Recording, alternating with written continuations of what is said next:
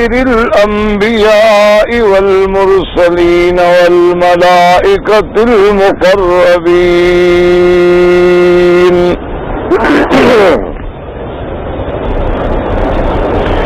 أما بعد فقد قال الله تبارك وتعالى في القرآن المجيد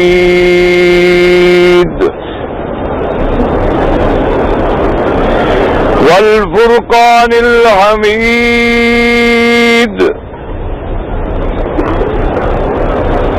أعوذ بالله من الشيطان الرجيم بسم الله الرحمن الرحيم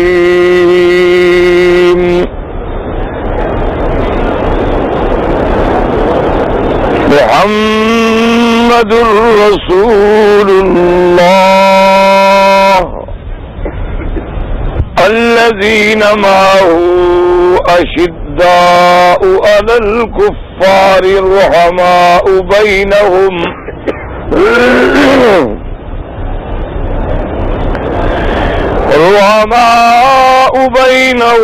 تراهم ركعا سجدا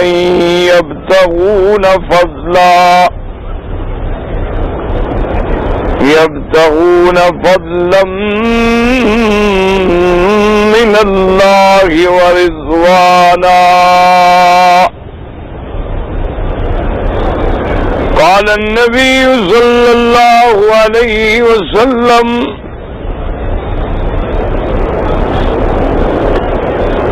الله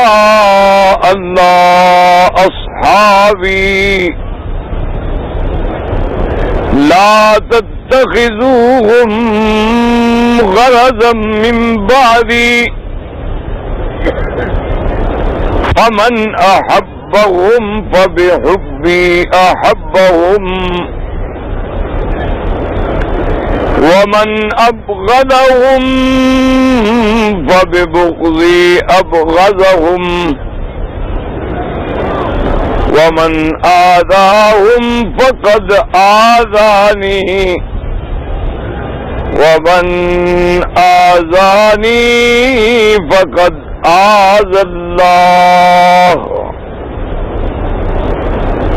ومن آذى الله فيوشك أن يأخذه أو كما قال النبي صلى الله عليه وسلم صدق الله العلي العظيم وصدق رسوله النبي الكريم ونحن على ذلك لمن الشاهدين ومن الشاكرين والحمد لله رب العالمين رب اشرح لي صدري ويسر لي أمري واحلل عقدة من لساني يفقهوا قولي سبحانك لا علم لنا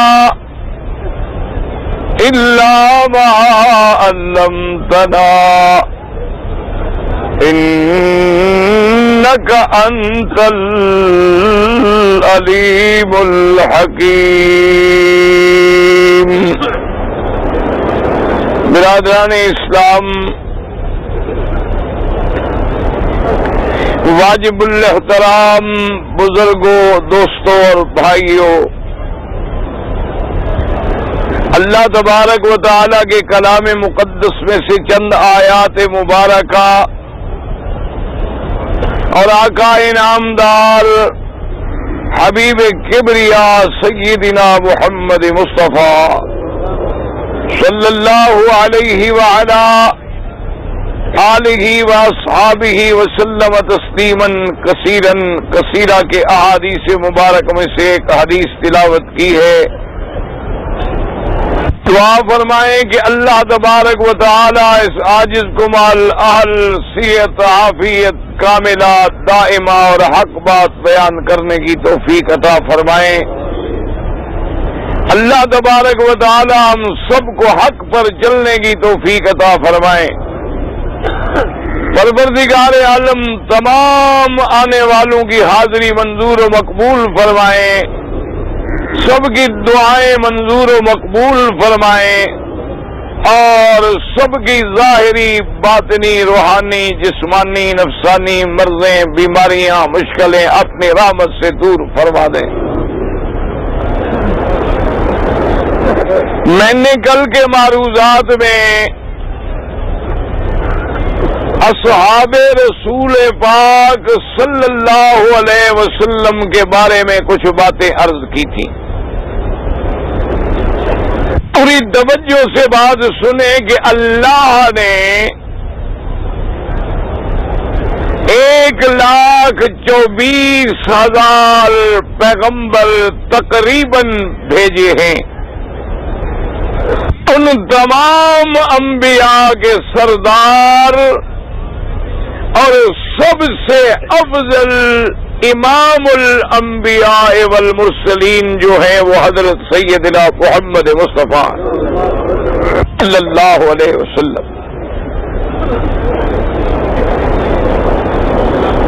اسی طرح اللہ نے سیدنا آدم علیہ السلام سے لے کر سرکار دو عالم رحمت دو جہاں صلی اللہ علیہ وسلم تک جتنی امتیں بھیجی ہیں، یہ بھی عقیدہ ہے کہ سب نبیوں سے ہمارے نبی افضل اور تمام امتوں میں سے امت محمد مصطفیٰ افضل۔ اپنے عقائد کو صحیح کریں، ہر بات کی بنیاد عقیدے پہ ہوتی ہے، اگر عقیدے میں غلطی ہو تو پھر عمل کوئی فائدہ نہیں پہنچاتا۔ اللہ نے میرے باغ نبی کی امت کو بھی خیر امتن، اور کہیں فرمایا امتن وسطا، اور حضور پاک نے بھی اپنی امت کو امت مرحومہ فرمایا۔ تو نبی سردار ہمارے سب سے افضل اور امت بھی تمام امتوں سے افضل۔ اب پھر میرے پاک نبی نے خود فرما دیا کہ تمام زمانوں میں سے سب سے افضل میرا زمانہ ہے جس میں اللہ نے مجھے پیدا فرمایا ہے، اور اس کے بعد فرمایا میرے صحابہ کا زمانہ، اور اس کے بعد تابعین کا زمانہ۔ تو اپنے عقیدے کو سمجھیں کہ امت ساری امتوں سے افضل، لیکن حضور کی امت میں پھر صحابہ ساری امت سے افضل۔ اور اللہ نے جیسے نبیوں میں شان رکھی ہے کہ نبی 1,24,000 آئے، رسول 313 آئے، اولو العزم من الرسل 5 آئے، اور سب کے سرتاج میرا مدنی محمد آئے صلی اللہ علیہ وسلم۔ اسی طرح سمجھ لیں کہ ساری امتوں میں سارے صحابہ افضل، اور پھر سارے صحابہ میں سے اللہ تبارک و تعالی نے خلفاء راشدین کو چن لیا ہے، اور خلفاء راشدین میں سے اللہ نے سیدنا صدیق کو چن لیا ہے کہ جیسے میرے نبی سے کوئی افضل نہیں، میرے مدنی کے بعد صدیق سے بھی کوئی افضل نہیں۔ سب کہہ دو رضی اللہ عنہ۔ اور اسی طرح یاد رکھ لیں کہ اہل سنت والجماعت کا عقیدہ رکھنے والا، اس کے عقیدے میں جیسے اللہ کی توحید پہ ایمان ہے، سرکار دو عالم کی رسالت پہ ایمان ہے، وہ جب تک سیدنا صدیق و عمر کی فضیلت کا اقرار نہ کرے سارے صحابہ پر، اس وقت تک اہل سنت نہیں بن سکتا۔ ایک بات یاد رکھ لیں اور اپنے عقیدے میں بالکل گرا باندھ لیں، صحابہ سارے شان والے، لیکن پھر صحابہ میں بھی منزلیں ہیں۔ بعض صحابہ وہ ہیں جو بدر والے ہیں، بعض صحابہ وہ ہیں جو احد والے ہیں، بعض صحابہ وہ ہیں جو بیعت رضوان والے ہیں، اور بعض صحابہ وہ ہیں جو عشرہ مبشرہ کہلاتے ہیں، جن کو حضور نے زندگی میں زمین پہ چلتے ہوئے جنت کی بشارت دے دی۔ اور پھر ان تمام صحابہ میں صدیق و عمر، عثمان و علی خلفائے راشدین ہیں رضوان اللہ علیہم اجمعین، اور پھر ان سب کا سردار، سب کا سرتاج جو ہے سیدنا ابی بکر صدیق ہیں رضی اللہ تعالی عنہم اجمعین۔ اگر یہ عقیدہ نہ ہو تو پھر بندہ اہل سنت والجماعت نہیں بن سکتا۔ آپ اسی لیے اب پوری توجہ کریں کہ ایک آدمی نے سیدنا علی سے کہہ دو رضی اللہ عنہ، یاد رکھو جب صحابی کا نام آئے تو کیا کہنا ہے؟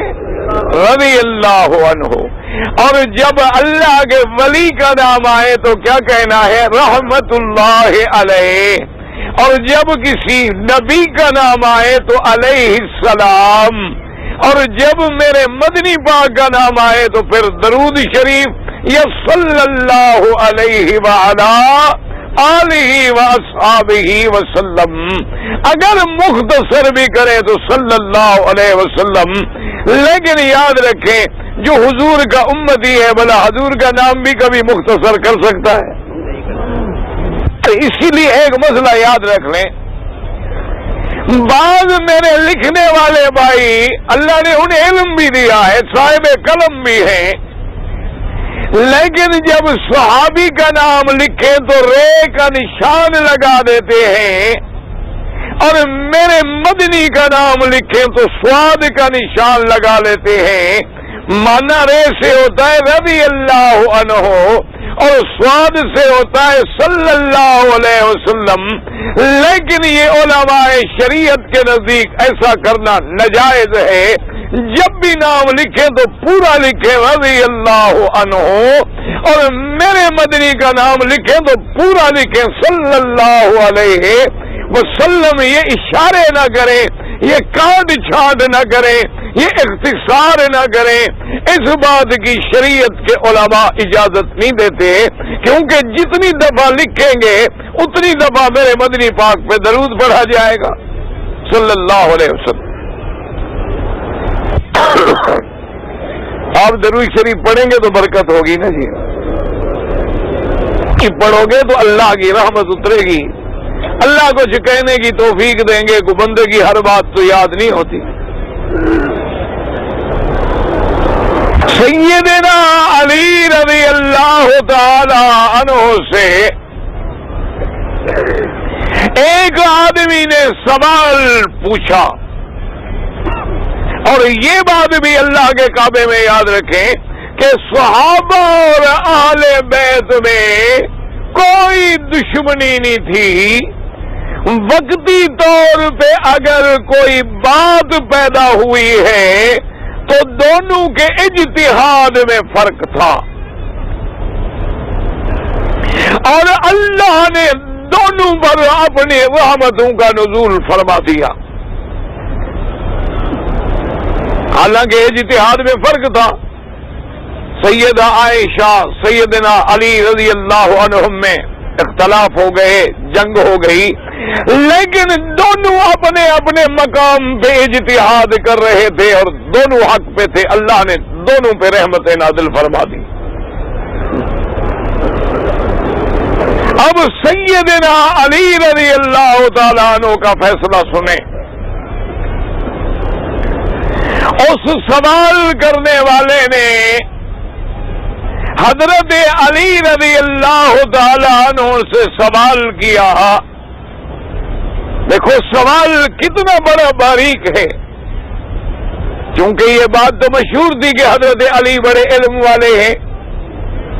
حضرت علی رضی اللہ تعالیٰ عنہ کو اللہ نے قضا کے یعنی فیصلے کرنے کی بڑی قوت عطا فرمائی تھی. بڑے بڑے فیصلے ہیں جس پر حضور پاک نے انہیں مبارک دی. حضرت علی رضی اللہ عنہ کوئی معمولی بات تو نہیں تھی. ایسے فیصلے بھی ہیں کہ حضرت علی رضی اللہ تعالیٰ عنہ نے جو فیصلے کیے تو حضور پاک بڑے خوش ہوئے.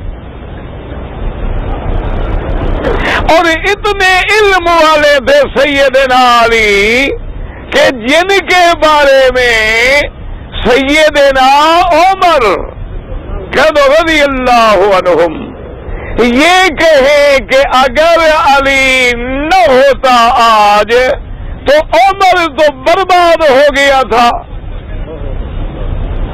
وجہ کیا تھی کہ ایک عورت کا مقدمہ آیا سیدنا عمر کی زمانے میں عدالت میں، اس پر زنا ثابت ہو گیا تو آپ نے حکم دے دیا کہ رجم کرو.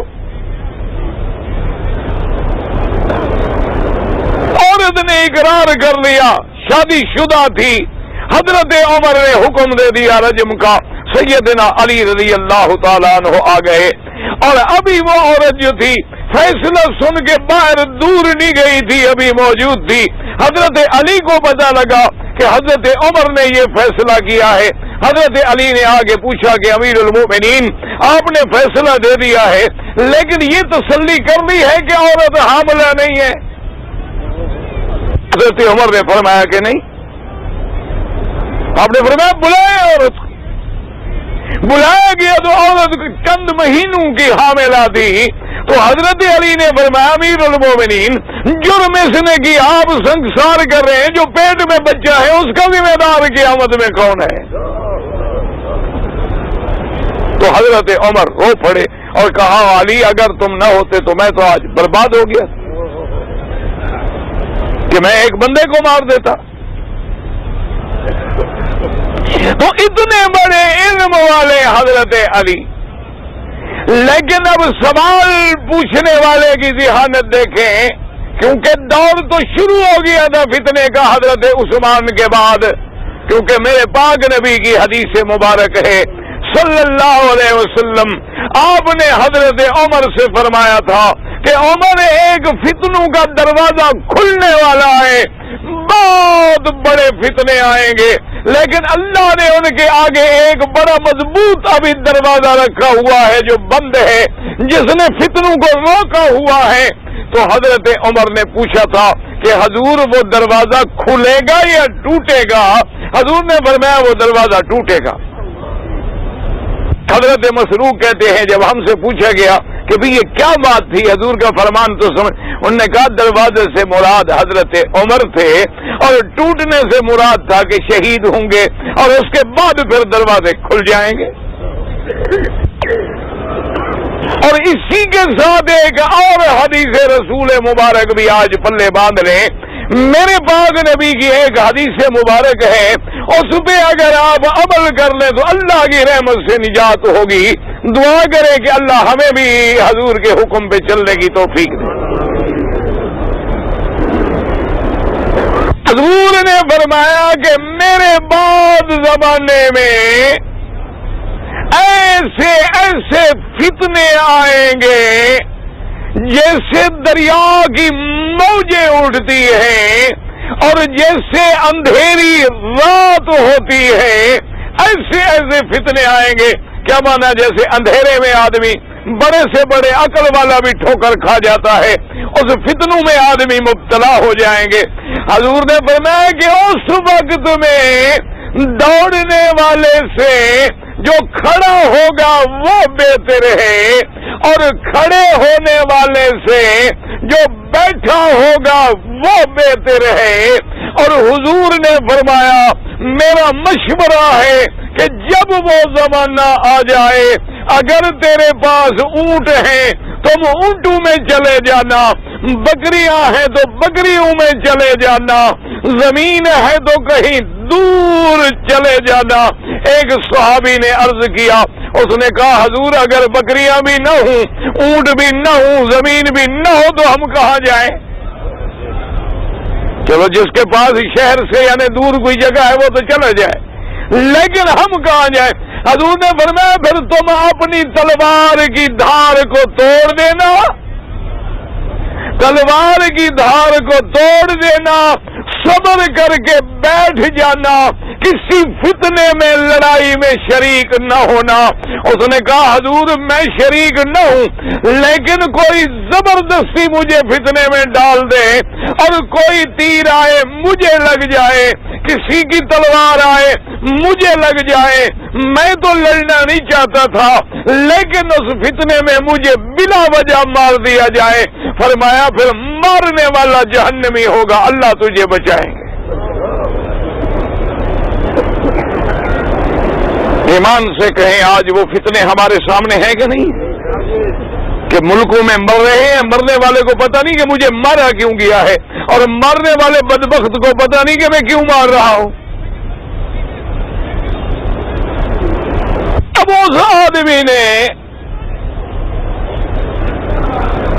اور شان والے پھر شان والے ہوتے ہیں نا، ایک صحابی کہتے ہیں حضور بیٹھے تھے سرکار دو عالم صلی اللہ علیہ وسلم، ایک بندہ گزرا، آپ نے فرمایا جب میری امت پہ بڑا مشکل وقت آئے گا، فتنے عام ہو جائیں گے، یہ جو بندہ جا رہا ہے یہ اس وقت بھی ہدایت پہ ہوگا۔ تو صحابی کہتے ہیں میں دوڑ کے میں نے کہا بندہ تو دیکھوں کون ہے، میں سامنے آیا تو حضرت عثمان تھے رضی اللہ عنہ۔ اب دیکھیں اس نے سوال پوچھا ہے اور کتنا باریکی سے سوال پوچھا ہے، کیونکہ بعض سوال پوچھنے والے سوال کے ذریعے بھی فتنے پھیلاتے ہیں۔ بعض سوال تو ہوتا ہے نا جی، ایک آدمی نے طواف میں غلطی کی پوچھ لیا، ایک آدمی نے کنکریاں غلط ماری پوچھ لیا، ایک آدمی بیچارے نے صفا مروہ غلط دوڑی پوچھ لیا، ایک آدمی نے احرام میں غلطی کی پوچھ لیا، اور بعض ایسے ہوتے ہیں کہ ایسے سوال کریں گے اور ایسی تقریریں کریں گے کہ امت کو گمراہی میں اور فتنے میں اور لڑانے میں ڈالیں گے۔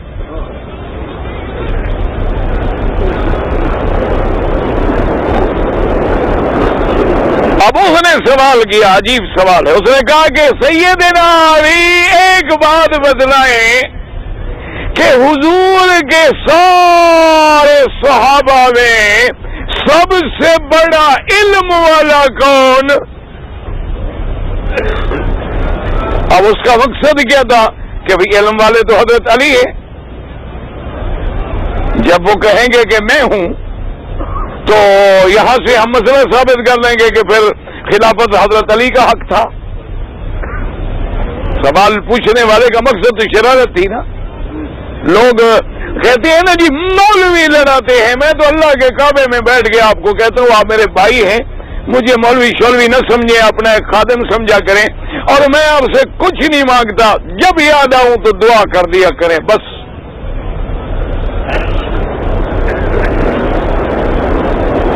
ایک عالم دین تھے، شیعہ سنی میں اتحاد کی کوئی بات ہوئی، وہ تقریر کر رہے تھے، ایک فتنے والے نے سوال پوچھ لیا کہ جی آپ یہ بتائیں کہ حضرت علی افضل ہے یا ابو بکر افضل ہے؟ مقصد یہ تھا کہ پھر لڑائی شروع ہو جائے، کیوں؟ اب اگر وہ کہتے ہیں حضرت علی افضل ہے تو سنی لڑیں گے، اب وہ کہتے ہیں کہ حضرت ابو بکر افضل ہے تو پھر وہ لڑیں گے، تو مقصد تو لڑائی تھی، سوال اس لیے کیا گیا۔ وہ بھی عالم تھے، سمجھتے تھے، انہوں نے فرمایا الذی بنتہ فی بیتہ، وہ افضل ہے جس کی بیٹی اس کے گھر میں ہے، وہ افضل ہے جس کی بیٹی اس کے گھر میں ہے۔ اب دونوں چپ ہو گئے، کیونکہ اب وہ افضل ہے جس کی بیٹی یعنی ابو بکر کی بیٹی نبی کے گھر میں ہے، ابو بکر افضل ہے، یا اس کی بیٹی یعنی حضور کی بیٹی علی کے گھر میں ہے، وہ افضل ہے۔ تو پھر جواب بھی تو ہوتا ہے نا جی۔ پہلے تو اس لیے اللہ کی شان ہے، اور صحابہ کی کیا کیا شان عرض کروں۔ ایک دفعہ درود شریف پڑھتے رہا کریں، صحابہ کے بھی سوال دیکھیں اور لاڈ دیکھیں، اور میرے مدنی کا بھی پیار دیکھیں۔ ایک دفعہ سیدنا عمر بڑے جلال میں ہیں، غصے میں ہیں، اور آگے حضور سے عرض کیا کہ یا رسول اللہ، میں آپ کی خدمت میں آج شکایت لے آیا ہوں، میری شکایت درخواست سنیں۔ حضور نے فرمایا کیا بات ہے؟ اس نے کہا حضور، میں اپنی بیٹی کا رشتہ لے کے گیا حضرت عثمان کے پاس کہ میری بیٹی حفصہ کا نکاح قبول کر لو۔ بیٹی والا کبھی کسی کے دروازے پہ نہیں جاتا، لڑکے والے جاتے ہیں، میں لڑکی والا ہو کے عثمان کے دروازے پہ گیا۔ میں نے کہا عثمان، تم میری بیٹی کا نکاح قبول کر لو۔ اسی سے علماء نے مسئلہ نکالا ہے، اگر کوئی بیٹی والا ہے، کوئی اچھا رشتہ نظر آئے تو بیٹی والے کو جا کے کہنا بھی شریعت میں حرام نہیں ہوتا۔ تو حضرت عثمان نے میرا مدنی نہ ہاں کی نہ کی، نہ نعم کہا نہ لا کہا، چپ کر گئے، اور کتنے دن گزر گئے جواب نہیں دیا۔ دیکھا اپنے لاڈلے عثمان کا حال کہ عمر کے ساتھ یہ کرتا ہے، میں بیٹی کا رشتہ پیش کروں، چلو نہ لیتا، کہہ دیتا میں نہیں کرتا، جواب بھی نہ دے مجھے۔ بڑا جوش ہے حضرت عمر کو، اور میرے مدنی رحمت دو جہاں صلی اللہ علیہ وسلم فرمایا عمر غصہ نہ کر میرے عثمان پہ، تیری لڑکی اس کے گھر میں جائے گی جو عثمان سے افضل ہے، اور عثمان کے گھر میں وہ لڑکی جائے گی جو تیری لڑکی سے افضل ہے۔ حضرت عمر کہتی ہیں میں ایک اور مشکل میں پڑ گیا، چپ کر کے آ گیا، بات مجھے سمجھ نہ آئی۔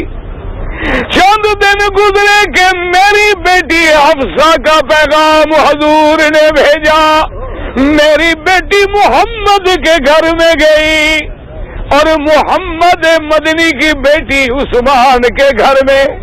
اب مجھے مسئلہ سمجھ آیا کہ تیری بیٹی اس گھر میں جائے گی جو عثمان سے افضل ہے، واقعی محمد مدنی تو سب سے افضل ہے، اور عثمان کے گھر میں بھی وہ بیٹی جائے گی جو تیری بیٹی سے افضل ہے، یقیناً میرے مدنی کی بیٹی حضرت عمر کی بیٹی سے افضل ہے۔ حضرت عمر فرماتے ہیں پھر مجھے مسئلہ سمجھ آیا۔ اس لیے یاد رکھیں، پہلے تو علماء حضور کی سنت پہ مسئلے سمجھاتے تھے، پیار سے مسئلے حل کرتے تھے، اور پوچھنے والے بھی دین سمجھنے کے لیے پوچھتے تھے، ان کا مقصد بھی شرارت نہیں ہوتا تھا۔ آج بدقسمتی ہے، پوچھنے والا بھی شرارت کرنا چاہتا ہے، اور جواب دینے والا بھی فتنہ ابھارنا چاہتا ہے۔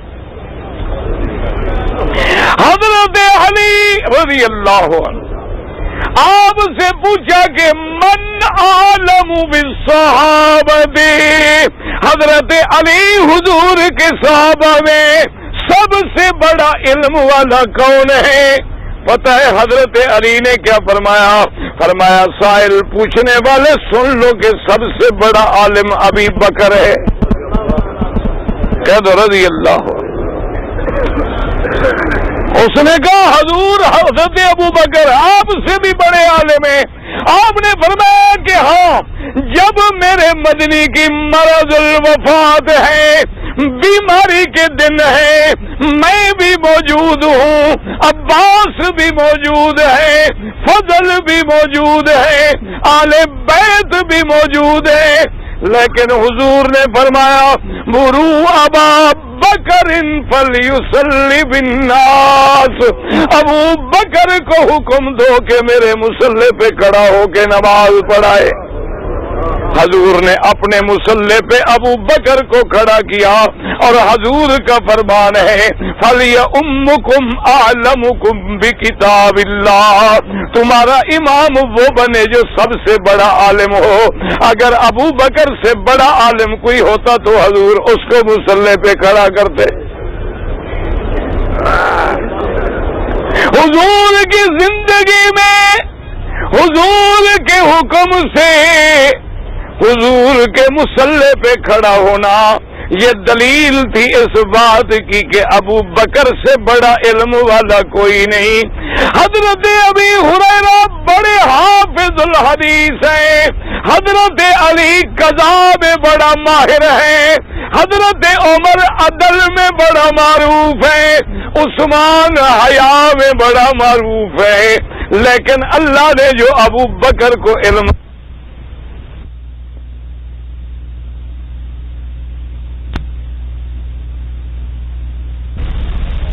اس نے کہا حضرت علی، واقعی حضرت ابو بکر اس دلیل سے ثابت ہوتا ہے کہ وہ بڑے عالم ہیں، لیکن آپ یہ بتلائیں کہ سب سے بڑا سخی کون ہے صحابہ میں؟ اب اس کا مقصد یہ تھا کہ سب سے زیادہ دولت لٹانے والا تو عثمان ہے، لیکن حضرت علی نے فرمایا سب سے بڑا سخی بھی ابو بکر ہے۔ اس نے کہا حضرت یہ کیسے ہو سکتا ہے؟ انہوں نے کہا کہ جب عمر آدھی جائیداد لے آیا، جب عثمان نے غزوہ تبوک میں 3000 کا انتظام کیا، یہ ابو بکر تو تھا جو سب کچھ لے کے کونے میں بیٹھا ہے۔ حضور نے فرمایا ابو بکر تم کیا لائے ہو؟ اس نے کہا حضور گھر میں اللہ کا نام چھوڑ کے جو کچھ تھا مدنی کے پاس لایا ہوں۔ اسی لیے کسی نے کیا خوب کہا تھا کہ پروانے کو چراغ، پروانے کو چراغ تو بلبل کو پھول بس، اور صدیق کے لیے ہے خدا کا رسول بس۔ اس نے کہا کہ سب سے بڑا سخی بھی حضرت ابو بکر ہے۔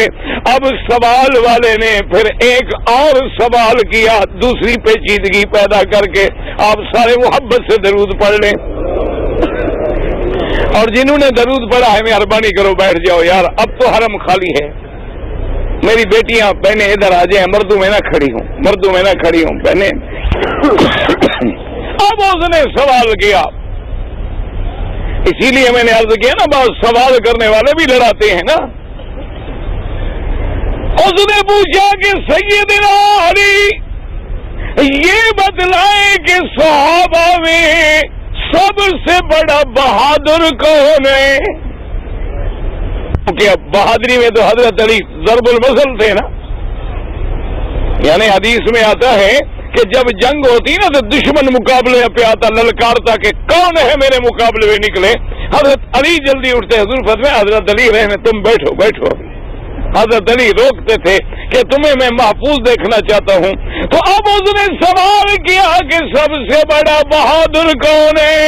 حضرت علی رضی اللہ تعالیٰ عنہ، آپ پہ قربان جاؤں، آپ نے فرمایا سوال کرنے والے سچی بات پوچھتے ہو تو سب سے بڑا بہادر بھی ابو بکر ہے۔ اس نے کہا حضرت ابو بکر آپ سے کیسے بہادر ہو گیا؟ آپ نے فرمایا کہ جب اللہ کا کعبہ، یہ کعبہ بیت اللہ جس میں اللہ نے تمہیں بھی مجھے بھی حاضری نصیب کی، دعا کر جب تک زندہ رہے خدا محروم نہ کر دے۔ ایمان سے کہو حاجی اور ٹھنڈے دل سے، ہم تو گناہگار ہیں، اللہ ایمان سے کہو جب کعبے پہ نظر پڑے تو دل میں سکون آتا ہے کہ نہیں آتا؟ تو ہم گناہگار ہیں، اس کے پتہ تو ان کو ہوگا نا جو اللہ والے ہوں گے. یہ تو ہم گناہگاروں کا حال ہے. سارے گھر میں جھگڑے، پریشانیاں، تکلیفیں، نقصان، بیماریاں. خدا جانتا ہے ہم گناہگاروں کا بھی یہ حال ہوتا ہے کہ کعبے کے اندر آؤ، کعبے پہ نظر پڑے، سب کچھ بھول گئے. مدینہ منورہ میرے محبوب کی مسجد میں چلے جاؤ، ریاض الجنہ میں بیٹھ جاؤ، درود پڑھ لو، بس معلوم ہوتا ہے کوئی دکھ تھا ہی نہیں، کوئی پریشانی تھی ہی نہیں. عرض کیا تھا نا، ایک اللہ والے نے لکھا کسی کو کہ میری مشکل ہے، مصیبت ہے، دعا کرو. آپ نے خط لکھا کہ میں نے دعا کی ہے اور تمہارا کام ہو جائے گا. اچھا، اس کا کام ہو گیا، اللہ کی شان ہے. وہ پھر جب آیا بعد میں مدینے ملا، اس نے کہا حضرت یہ کیسے آپ نے مہربانی کی، دعا کی، لیکن ساتھ ہی خط لکھ دیا کہ بس آپ کا کام ہو گیا. انہوں نے کہا خدا کا وعدہ ہے کہ جب مومن جنت میں جائیں گے وَلَكُمْ فِيهَا مَا تَشْتَهِي أَنفُسُكُمْ وَلَكُمْ فِيهَا مَا تَدَّعُونَ. اللہ فرماتے ہیں جنتیوں، جو تیرا جی مانگے گا، خواہش ہوگی، وہ ملے گا. حتیٰ کہ میرے مدنی پاک نے فرمایا کہ جنتی یوں دیکھے گا، ایک بڑا خوبصورت پرندہ اڑ رہا ہے جنت میں، وہ کہے گا مولا یہ تو بڑا خوبصورت ہے، اس کا پتہ نہیں گوشت اور کباب کیسے ہوں گے، بس حاضر ہو جائیں گے. فرمایا وَلَكُمْ فِيهَا مَا تَدَّعُونَ. اور جو دعویٰ کریں گے، مانگیں گے، اللہ پاک جنتی کو ضرور دیں گے، کیونکہ جنت ایسی جگہ ہے جہاں جنتی کی خواہش کبھی رد نہیں ہوگی، جو مانگے گا ملے گا. اس نے کہا جی ہاں یہ تو قرآن میں حکم ہے. فرمایا جب تیرا خط ملا میں اس ٹکڑے میں جا کے بیٹھ گیا جس کو مدنی نے جنت کہا ہے، اور وہاں جا کے میں نے تیرے لیے رو کے دعا کی. پھر مجھے کیسے شک ہو سکتا تھا کہ دعا پوری نہیں ہوگی؟ اللہ جنت میں مانگنے والے کی تو کوئی بات رد ہی نہیں کرتے.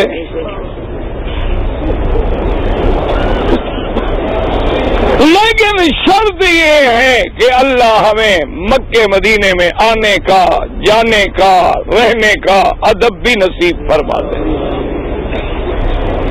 میرے بھائی جب ہم سگریٹ پی کے آئے اور دروازے پہ آ کے سگریٹ پھینک کے کعبے میں آ جائیں تو کیا اثر ہو؟ حضور کے روضے پہ کھڑے ہوں تو ہاتھ میں سگریٹ ہے، کلین شیو ہے، تازہ اس طرح پھروا کے محمد مدنی کے روضے پہ جا رہا ہے، ایمان سے کہو کیا اثر ہو؟ یہ تو بس اس کا کرم ہے کہ محروم نہیں کرتے، ورنہ ہم مانگنے تو نہیں آتے، ہم تو اللہ کو نعوذ باللہ اور غضب دلانے آتے ہیں. حضور نے فرمایا کہ جس عورت کے بال بھی نظر آئے اس پہ اللہ کی لعنت برستی ہے. اور عورت بال کھلے ہیں، چہرے کھلے ہیں، میک اپ ہے، سنگار ہے، اور برقع ہر رنگ کا الگ ہے کہ کون میچ کرتا ہے میرے سکن پہ، میرے چمڑے پہ، اور پھر کعبے میں چل رہی ہے جیسے انارکلی میں پھر رہی ہوں. خدا جانے یہ ثواب ہے یا اللہ کے غضب کو دعوت دینے والی بات ہے.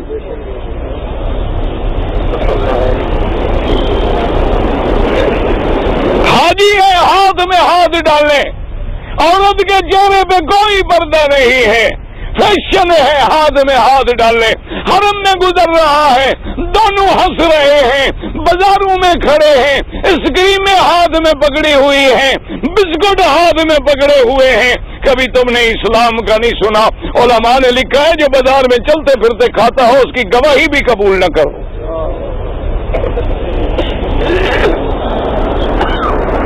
یہ تو دعا کرو کہ بس بندے جو ہیں اس کے آخر مخلوق ہیں، گندے ہیں، جو ہیں اس کی مخلوق ہیں. جب پانی برستا ہے مسجد پہ بھی برستا ہے تو گندگی پہ بھی برستا ہے. شاید اس کی رحمت ہمیں بھی گندگی سمجھ کے معاف کر دے. ورنہ حال ہمارا کوئی نہیں. نہ ایمان سے کہو جب بارش برستی ہے تو گھر میں آئے تو لیٹرین پہ نہیں آتی. جب کوئی اللہ کی ہوا چلے مسلمان اللہ والے کو لگتی ہے تو گندے کو بھی لگ جاتی ہے. اس لیے بس ایک اس کی رحمت پہ امید ہے کہ وہ اپنی بے پایا رحمت سے شاید ہمیں ڈھانک لے. ورنہ جو حجر اسود پہ لڑائی ہے دیکھ لو, بوسے پہ لڑائی ہے, عورتیں پس رہی ہیں, غیر مردوں سے سینہ لگا ہوا ہے. اس بیٹی کو بوسے دینے کے بجائے تو زیادہ گناہ ہو رہا ہے.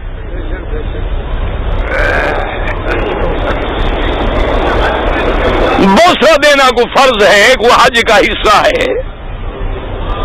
کوئی عقل کرو, ایک مستحب امر ہے.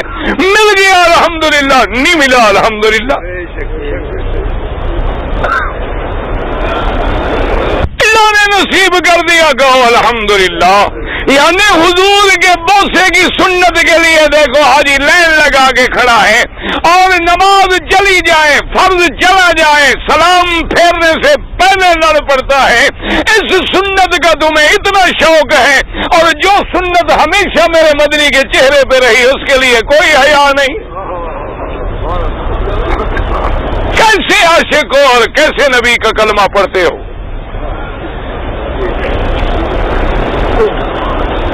چلو بوسہ دے کے سنت تو 1 منٹ کے بعد ختم ہو گئی نا.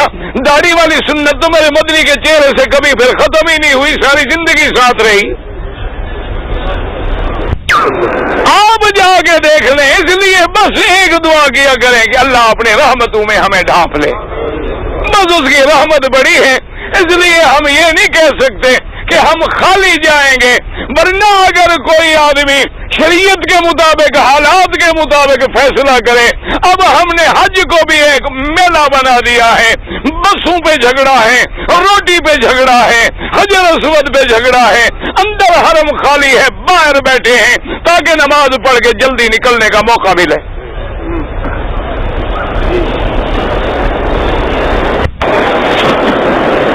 سیدنا علی رضی اللہ عنہ آپ نے فرمایا کہ سب سے بڑا بہادر بھی ابو بکر ہے.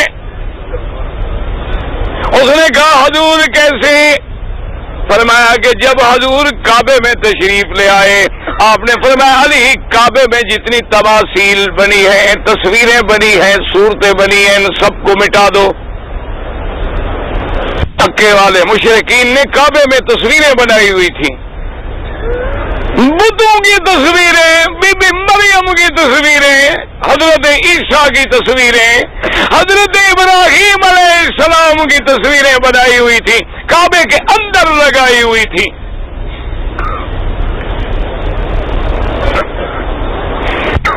اور حضرت ابراہیم کے ہاتھ میں ازلام بھی رکھے ہوئے تھے تصویر میں. ازلام کیا ہے؟ اس دور میں مشرکین مکہ کے جو بڑے بڑے پنڈت گرو اور پادری ہوتے تھے ان کے پاس ہوتی تھی لکڑیاں, لکڑیوں پہ لکھا ہوتا تھا افعل لا تفعل بینا بینا, تو وہ لوگ آتے نظر دیتے جی مہربانی کرو میری فعل نکالو. نہ آج کل مسلمان تو فعل نہیں نکالتے, ان کے بعد مولوی کے پاس جاتے جی میرا بچہ گم ہو گیا جی فعل نکالو. مولوی کو تو اپنی بیوی کا پتہ نہیں کدھر ہے, ہمارے بچے کو پتہ نہیں کہاں سے ڈھونڈ نکالے گا. اس کو تو یہ پتہ نہیں ہوتا کہ میری بیوی گھر میں بھی ہے یا کہیں اور گئی ہوئی ہے. ابھی بدبخت قرآن شریف کھولتے ہیں جی فعل نکال رہا ہوں. سبحان اللہ, 1,24,000 نبی نے تو نہیں نکالی, صحابہ نے نہیں نکالی. اب تو خیر آپ ترقی کر گئے ماشاءاللہ. پہلے پیر ڈھونڈنے پڑتے تھے, مولوی ڈھونڈنے پڑتے تھے, اب لوگوں نے ماشاءاللہ پرندے بٹھائے ہوئے ہیں, کہیں مینا ہے, کہیں طوطا ہے, کہیں چڑیا ہے, وہ ہماری قسمت کا حال بتاتے ہیں. یعنی بندہ اتنا جاہل ہے اس کو پتہ نہیں, طوطے کو پتہ ہے. اور وہاں بیٹھے ہوتے ہیں جناب وہ حکے کے مارے ہوئے, لعنت برس رہی ہوتی ہے. 5 روپے دے دو جی, حال دیکھ کر بتاؤں گا تیرا ستارہ کب گردش سے نکلے گا. وہ بدبخت تیرا تو اپنا گردش میں ہے, پہلے اس کو تو نکال. 5 روپے کے لیے تو سڑک پہ بیٹھا ہے, سارا دن ذلیل ہو رہا ہے فٹ پاتھ پہ, تیرا اپنا ستارہ کبھی گردے سے نکلا، میرا ستارے کو کیا نکالو گے؟ مسلمانوں یہ کافروں کے مسئلے ہیں، مسلمانوں کا ان سے کوئی تعلق نہیں ہوتا۔ آج ایمان سے کہے تیرے گھر میں پیروں کی تصویریں، تیرے بسوں میں پیروں کی تصویریں، کہیں پگڑی مبارک کی تصویر، کہیں براق مبارک کی تصویر، یہ تصویر کھانا بنانے کا اسلام سے کوئی تعلق نہیں ہے۔ اسلام تو اتنا بلند ہے، تو نے کلمہ پڑھا تیرا اللہ سے تعلق ہو گیا۔ یاد رکھو یہ ساری رسمیں ہیں۔ حضرت علی رضی اللہ تعالیٰ عنہ خوارج کے خلاف جنگ کے لیے جا رہے تھے، ایک بہت بڑا نجومی تھا، وہ جناب دوڑتا ہوا آیا، کہنے لگا حضرت علی مہربانی کریں آج جنگ پہ نہ جائیں۔ انہوں نے کہا کیا وجہ ہے؟ انہوں نے کہا کہ ستارہ جو ہے نا کمر، آج وہ بڑے نحس دائرے میں ہے، آپ جائیں گے آپ جنگ ہار جائیں گے، مہربانی کریں۔ حضرت علی نے فرمایا بدبخت، اگر میرا کمر نحس میں ہے تو میرے دشمنوں کا کمر کدھر ہے؟ نے کہا چاند تو ایک ہے نا، اگر میرے لیے منحوس ہے تو دشمنوں کے لیے منحوس ہے، کیا باتیں کر رہے؟ نے کہا اس کو جیل میں بھیج دو اور میں جنگ پہ جا رہا ہوں۔ وہ تو حضرت علی تھا نا، تو وہ ہوتے تم کہتے سبحان اللہ سائیں پجا ہوا ہے، پہنچا ہوا بزرگ ماشاء اللہ۔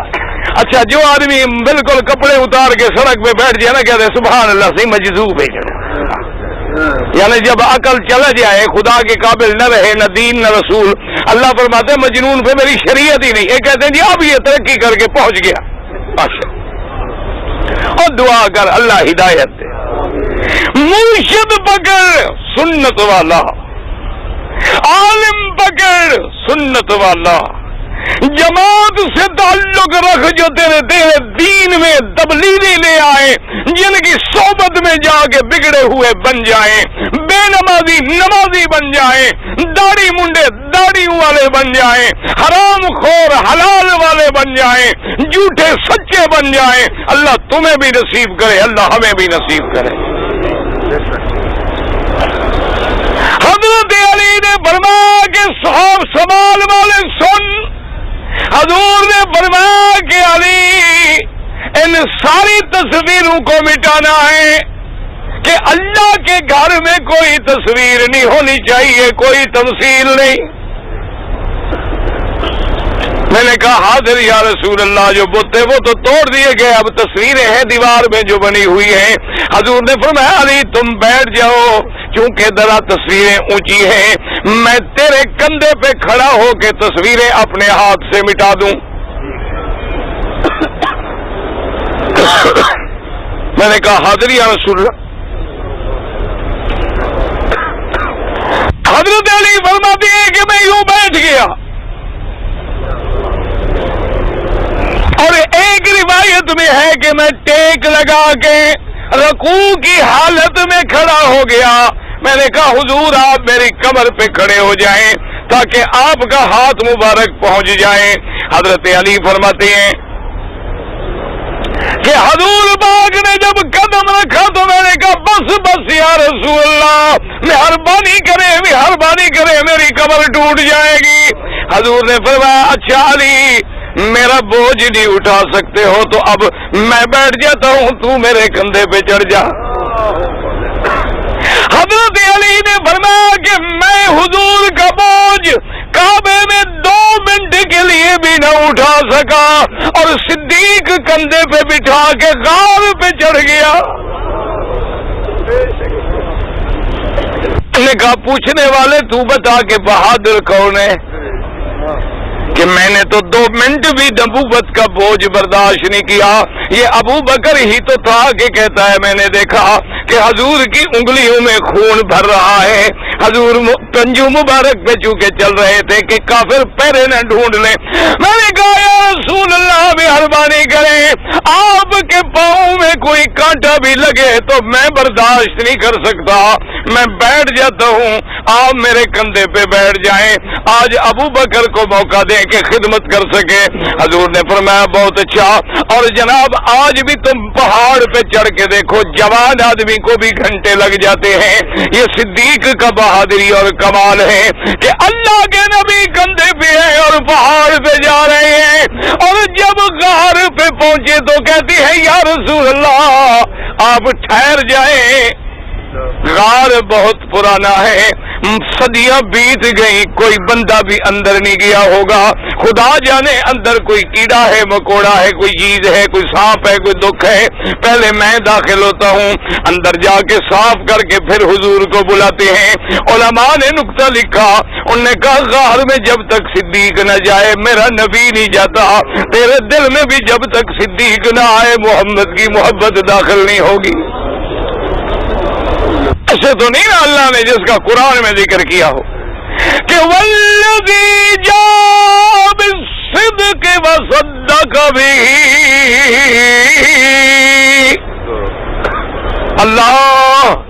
اللہ نے فرمایا میرا مدنی جب سچ کی بات لے کے آیا تو تصدیق کرنے والا کون تھا؟ ابو بکر رضی اللہ تعالی عنہ۔ اتنی شان والے صدیق ہے کہ ساری زندگی کفر کے زمانے میں بھی کبھی بت کو سجدہ نہیں کیا۔ آپ نے ایک دفعہ باپ نے مجبور کیا، لیکن کیا کیا کہ بت خانے میں جا کے باپ کے عبادت والے کمرے میں جا کے بتوں کو توڑ کے حضرت صدیق چلے گئے۔ باپ کو پتہ لگا، باپ غصے میں آئے، ڈھونڈتے ڈھونڈتے گھر آئے، حضرت صدیق کی اماں سے کہتی ہیں پتہ ہے آج صدیق نے کیا کیا ہے؟ میرے خداؤں کو توڑ ڈالا ہے۔ نہ ایمان سے کہو، جن کو بندے توڑ ڈالیں وہ بھی خدا ہوتے ہیں؟ نہ تم یار آج حاجی سچی بات تو کرو نہ، جس بت کو جن کو خود بندہ آ کے پتھر مار کے توڑ دے وہ بھی خدا ہوتا ہے؟ ہاں جی ہو سکتا ہے نہ؟ یہ جو خدا کی شکلیں بنا کے کھڑے ہیں، مورتی ہے، دیوی ہے، دیوتا ہے، یہ قہر کی دیوی ہے، یہ مہر کی دیوی ہے، یہ فلاں دیوی ہے، یہ فلاں دیوتا ہے، یہ فلاں دیوتا ہے، یہ فلاں دیوتا ہے، یہ سارے پتھر کے لوہے کے بت بنے ہوئے ہیں۔ ایک بندہ جائے تو سب کو اٹھا کے نیچے پھینک دے، تو جو بندوں سے ٹوٹ جائیں، جن کو بندے خود بنا دیں، وہ بھی مشکل کشا اور حاجت روا ہو جاتے ہیں۔ ہاں جی اللہ سے دعا کر اللہ ہم پہ ہدایت کے فیصلے۔ سیدنا ابی بکر صدیق، سب کہہ دو رضی اللہ عنہ۔ سیدنا صدیق کے ابا ابی قحافہ غصے میں ہیں، اور ان کی سیدنا صدیق کی والدہ سے کہتے ہیں کہ اے صدیق کی اماں دیکھ تیرے بیٹے نے آج کیا کیا ہے، آج میں نہیں چھوڑوں گا۔ اس نے کہا کہ ٹھہرو، ابو بکر کو کچھ نہ کہنا۔ انہوں نے کہا کیوں؟ اس نے کہا ابھی ابو بکر میرے پیٹ میں تھا، میں ایک دن گزر رہی تھی کہ آواز آئی کہ اللہ کی بندی یا امت اللہ بالتحقیق، اے اللہ کی بندی ابشری بالولد العتیق، ہم تمہیں مبارک دیتے ہیں ایک بچے کی جس کا لقب آسمانوں میں صدیق ہوگا، اور وہ جب نبی پیدا ہوں گے تو اس کا رفیق ہوگا۔ سیدنا ابی بکر صدیق حضرت علی رضی اللہ تعالیٰ عنہ نے فرمایا کہ اگر پوچھتے ہو سچی بات تو سب سے بڑا بہادر بھی ابو بکر ہے رضی اللہ تعالیٰ عنہ، سب سے بڑا علم والا بھی، سب سے بڑا سخاوت والا بھی، کہ جس نے سب کچھ اپنا محمد مدنی کے دین پہ، اسلام پہ لٹا دیا۔ چلی جائے نا عورتیں کیا تو سمجھو مسئلہ میرے بھائی، جیسے یہ عقیدہ ہے کہ حضور سے افضل کوئی نہیں، سارے انبیاء میں افضل کون؟ کہہ دو، چھوڑو کون کا اپنا کام ہے، سب سے افضل کون ہے؟ اسی طرح امت میں سب سے افضل کون؟ کہہ دو سیدنا صدیق. اور یہ فیصلے ہم نے نہیں کیے، یہ اللہ کے فیصلے ہیں، اللہ کے نبی کے فیصلے ہیں.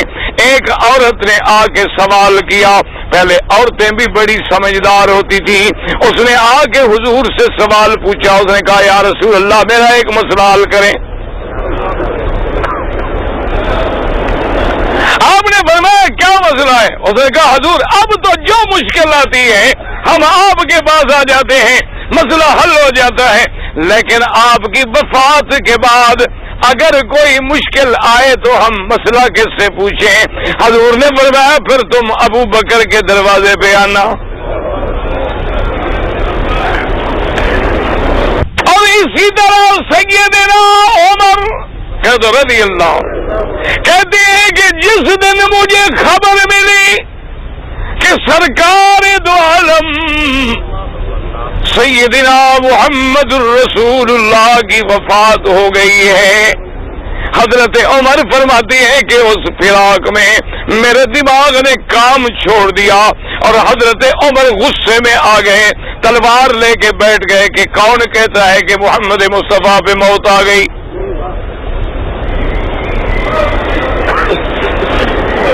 حضرت عمر جیسا آدمی اب کریے زمانہ حضرت عمر کہتے ہیں میرا دماغ جواب دے گیا. میں نے کہا بات سنو، جس نے کہا کہ اللہ کے نبی پہ موت آ گئی ہے آج عمر کی تلوار سے نہیں بچ سکتا.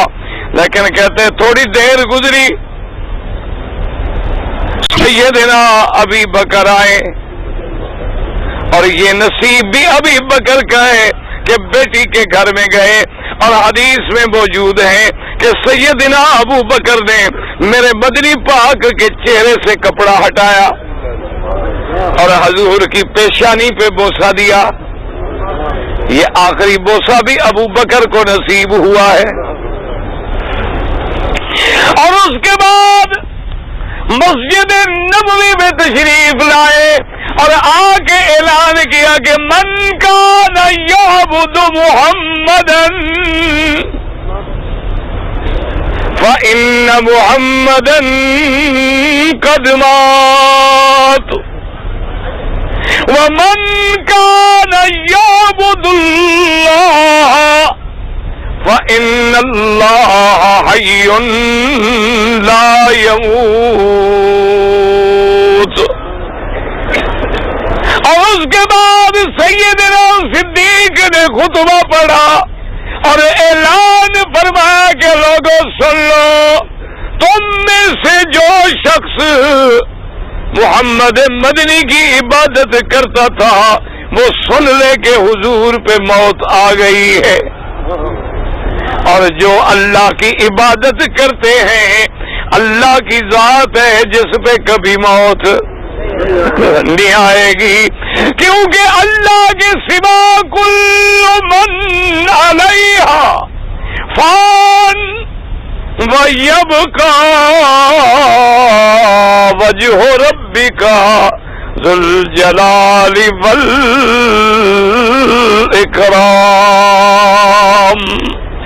اللہ نے فرمایا کل شیء ہالک الا وجہہ، ہر چیز قابل ہلاک ہے. اور ایک دوسرے مقام پہ فرمایا انک میت وانہم میتون. میرا مدنی پاک تجھ پہ بھی موت آئے گی. حضرت صدیق نے اعلان کیا اور اس کے بعد یہ آیت پڑھی کہ وما محمد الا رسول قد خلت من قبلہ الرسل افإن مات او قتل. اللہ کے قرآن میں حکم ہے، اللہ نے فرمایا میرا مدنی بھی میرا رسولوں میں ایک رسول ہے. کیا میرے مدنی پہ اگر موت آ جائے یا میرے مدنی شہید ہو جائیں تو کیا تم دین سے پھر جاؤ گے؟ نہیں تم تو اس رب کی عبادت کرتے ہو جس پہ کبھی موت نہیں آئے گی. حضرت عمر رضی اللہ تعالی عنہ فرماتے ہیں کہ جب سیدنا صدیق نے خطبہ دیا اور آپ نے قرآن کی آیت پڑھی، خدا کی قسم ہے میرے دل میں ایسے محسوس ہوا کہ آج قرآن اترا ہے. اور میں نے جا کے مبارک دی کہ ابو بکر اللہ تجھ پہ رحمت کرے، جہاں قرآن پہ تیری نظر تھی وہاں عمر کی نظر بھی نہ پہنچ سکی. اور سیدنا عمر کا فیصلہ سنیں. بعد لوگوں نے میرے سرکار کی وفات کے بعد زکوٰۃ دینے کا انکار کر دیا. نمازیں پڑھتے ہیں، روزے رکھتے ہیں، کلمہ پڑھتے ہیں، لیکن انکار کر دیا کہ زکوٰۃ نہیں دیں گے. اور انکار بھی کیوں کیا؟ انہوں نے کہا قرآن میں حکم ہے، اللہ نے نبی کو حکم دیا تھا کہ خذ من اموالہم صدقۃ، کہ میرا مدنی ان کے مالوں سے آپ زکوٰۃ لیں، ان کے مالوں کو پاک کریں اور ان کے لیے دعا کریں، ان پہ اللہ کی رحمتیں نازل ہوں. انہوں نے کہا جب حضور نہیں، دعا کرنے والے نہیں، تو ہم زکوٰۃ کیوں دیں؟ آج بھی یہی ہوتا ہے نا، جو گمراہ ہوتے ہیں قرآن بدل دیتے ہیں، حدیث کے ترجمے خود بدل دیں گے، قرآن کو خود بدل دیں گے، اللہ کی آیات کو بدل دیں گے. حضرت ابو بکر نے فرمایا کہ خبردار جس نے زکوٰۃ کا انکار کیا میں اس سے جہاد کروں گا. حضرت عمر کہتے ہیں میں آیا، میں نے کہا ابو بکر کلمے پڑھنے والوں سے لڑو گے. حضرت عمر کہتے ہیں حضرت صدیق غصے میں آئے، میرے سینے پہ زور سے ہاتھ مارا، کہنے لگے پہلے تو بڑا بہادر بنتا تھا، اسلام میں کیوں بزدل ہو گیا ہے؟ خدا کی قسم میں جہاد کروں گا. حضرت عمر کہتے ہیں صدیق کی بات بعد میں سمجھ آئی کہ صدیق حق پہ تھا. اگر آج زکوٰۃ کا انکار، کوئی نماز کا انکار، کوئی روزے کا انکار، پورا دین مٹ جاتا. لیکن صدیق کے فیصلے نے اللہ کے دین کو جما لیا، اللہ کے دین کو ثابت کر دیا، اور دنیا کو پتہ چل گیا کہ اللہ کے دین کے محافظ موجود ہیں. اللہ اکبر، اللہ اکبر.